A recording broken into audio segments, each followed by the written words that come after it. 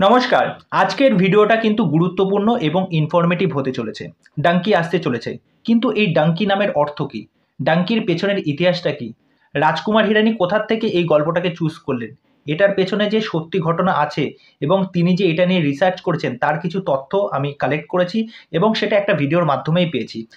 কিছু ইনফরমেশন আছে। আমি মনে করি যারা ডাঙ্কি দেখতে যাচ্ছ, এসআরকে নিয়ে এক্সাইটেড আছো, ডাঙ্কি নিয়ে এক্সাইটেড আছো, তাদের জন্য এই ভিডিওটা খুব ভালো হতে চলেছে। প্রথম পয়েন্ট যেটা হচ্ছে, তিনি বলছেন যে তিনি যখন পাঞ্জাবের জলন্ধরে যখন গেছিলেন, তা সেখানে গিয়ে দেখতে পাচ্ছেন অনেক কটা বাড়ির ছাদে, আমাদের বাড়ির ছাদে প্রত্যেকের তো ট্যাঙ্কি থাকে, সেখানে দেখছেন যে প্রত্যেকটা বাড়ির ছাদের ওপরে সিমেন্টের এরোপ্লেন এবং সেটা খুব বড় বড়। কারণটা কি?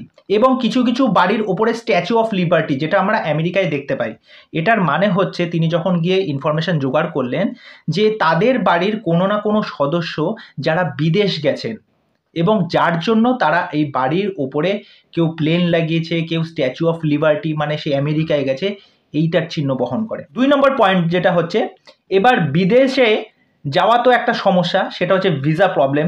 সেই জন্য ইল্লিগালভাবে যে রুটটা ভাবে যাওয়া আসা করা হতো সেইটাকে বলা হতো ডাঙ্কি রুট।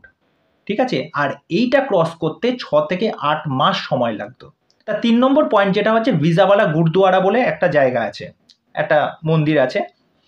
তা সেখানে দোকানের বাইরে অনেক খেলনার দোকান আছে এবং সেই খেলনার দোকানে প্লেনের খেলনা, প্লেন, ঠিক আছে, সেই প্লেনের খেলনা বিক্রি হয়।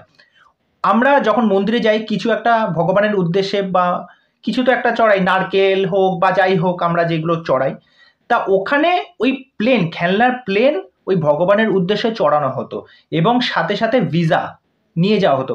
ভিসাটা কেন? যাতে ওই ভিসাটা যাতে অ্যাপ্রুভ হয়ে যায় এবং তারা যাতে সেফলিভাবে বিদেশ যেতে পারে, এবং সেই জন্য ওই গুরুদুয়ারাটার নাম হচ্ছে ভিসাওয়ালা গুরুদুয়ারা। এবং ওখানে বিশ্বাস করে যে ওখানে ওই প্লেন চড়ানো হলে বা ভিসা দেখানো হলে তাদের ভিসাটা অ্যাপ্রুভ হয়ে যাবে এবং তারা সেফলি বিদেশ যেতে পারবে। এবং এটাও বলা হয় যে ওখানে প্রত্যেক দিন প্রায় 1000-এর ওপর মানুষ কিন্তু ওখানে যায় এই প্রার্থনা নিয়ে, যাতে তাদের ভিসাটা কনফার্ম হয়ে যায়। 4 নম্বর পয়েন্টটা যেটা হচ্ছে যে একটা বোর্ড, একটা রাস্তার উপরে একটা বোর্ড, সেখানে লেখা আছে দ্য ভিসা ইঞ্জিনিয়ার্স বোর্ড। ঠিক আছে? তার নিচে লেখা স্টাডি ভিসা অ্যাপোস্ট্রোপিয়াস ডিপেন্ডেন্ট ভিসা, এই দুটো জিনিস।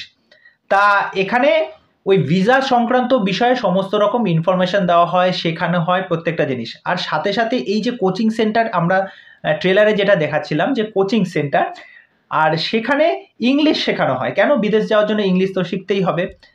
আর প্রথমে ওখানে ইংলিশ শেখানো মানে ইংলিশ শিখতে গেলে দুটো কোশ্চেন নাকি জিজ্ঞেস করা হয় যে আপনি কি সত্যি সত্যি ইংরেজি শিখবেন না ডাঙ্কির রাস্তা মারবেন, মানে ডাঙ্কি পথে যাবেন।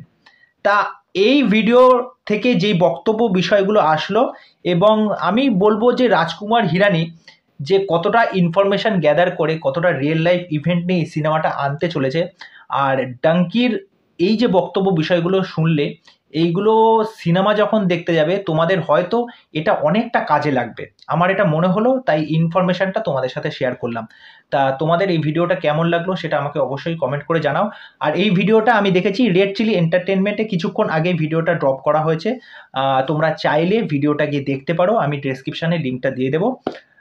তা ব্যাস এইটুকুনি। আর আজকে চ্যানেলে প্রথমবার যারা ভিজিট করতে এসেছেন তাদেরকে ওয়েলকাম। চ্যানেলে এসেই আপনাদেরকে যে কাজটা করে দিতে হবে, আমার চ্যানেলটাকে সাবস্ক্রাইব করে দিন, পাশে থাকা বেল আইকনটা ক্লিক করে দিন, নোটিফিকেশন অল করে নেবেন। আজকে এখানেই শেষ করছি। নমস্কার।